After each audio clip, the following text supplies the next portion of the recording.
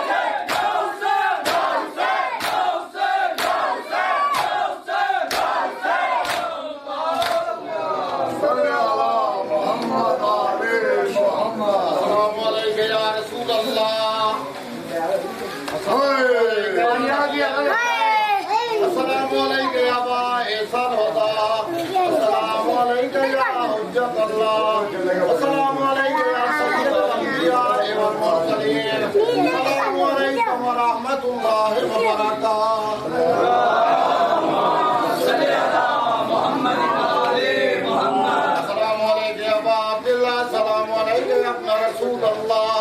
अस्सलामु अलैका या इब्न अमीरुल मोमिनीन व इब्न सय्यदिल वसीय्यीन, अस्सलामु अलैका या इब्न फातिमा ज़हरा सय्यदतुन निसाइल आलमीन, अस्सलामु अलैका या अबुल फज़ल अब्बास, अस्सलामु अलैका या मौलाना वल अंसार जमाअत मुस्तयदीन, अस्सलामु अलैकुम व रहमतुल्लाहि व बरकातुहू।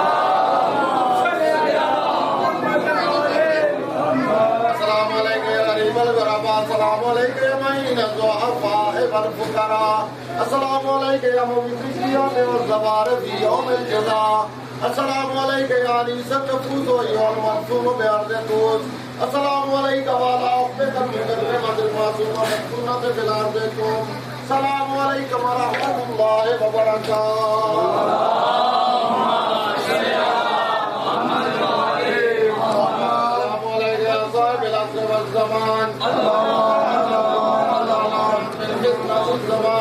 अस्सलामु अलैका या कामिल कुफ्र व तग़यान, अस्सलामु अलैका या दाफ़िअ ज़ुल्म वल उद्वान, अज्जलल्लाहु फ़रजक व सअलल्लाहु मख़रजक व ज़हूरक, अस्सलामु अलैकुम व रहमतुल्लाहि व बरकातुहू।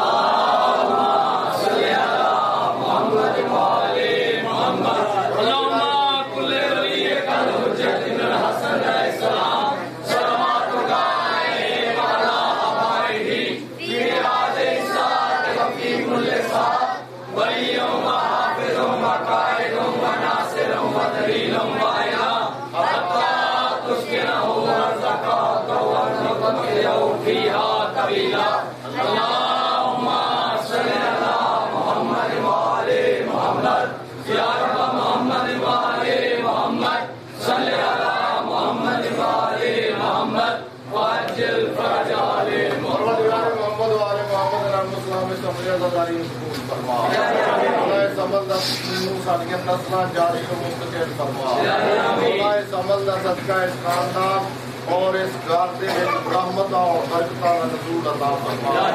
और फिर खुसूस सरकारी का जिसका इमरान कमानी नूरीना औलाद अता फरमा। मौला जितने भी मोमिनीन व मोमिनात के औलाद नेक और साले औलाद अता फरमा। मौला जितने भी तंदुरुस्त ने खुद रिज़्क़ अता फरमा। मौला तमाम मोमिनीन के इज़्ज़त व नमूज़ की हिफाजत फरमा। मौला साजे उठे हुए अफ़ा की लाल बनी है। मौला का जाते मासूमीन और बेदीन का सदका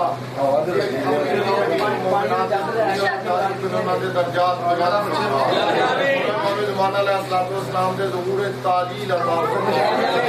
दुश्मनान इस्लाम अमरीका और उसके हामियों ने इसको नाबूद फरमा। पाकिस्तान मिल्लत तशय्युद दुश्मनों नेस्तो नाबूद फरमा। आले मोहम्मद की तौहीन करने वाले इसको नाबूद फरमा। इस्लाम के ज़हूर ताजील अता फरमा। मददगारा शामिल फरमा। दुआवन व अपनी बारगाह कबूल फरमा। सल्ली अला मुहम्मद व आले मुहम्मद वाज्जल फरज व हादाए मजमईन बिरहमतिक या अरहमर राहिमीन।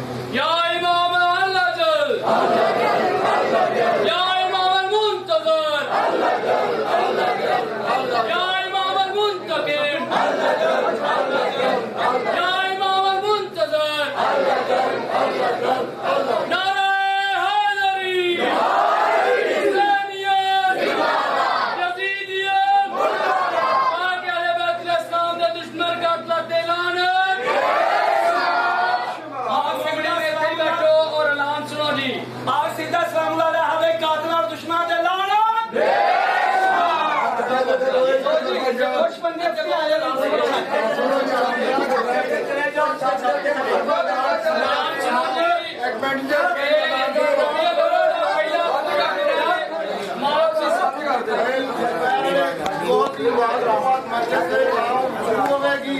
आकर से बरामद किया जाएगा। यकम रबीउल अव्वल को इमाम पाक के वास्ते सकर जाएगी। पहला द्वार की पहला द्वार यकम रबीउल अव्वल का पहला द्वार लाहौर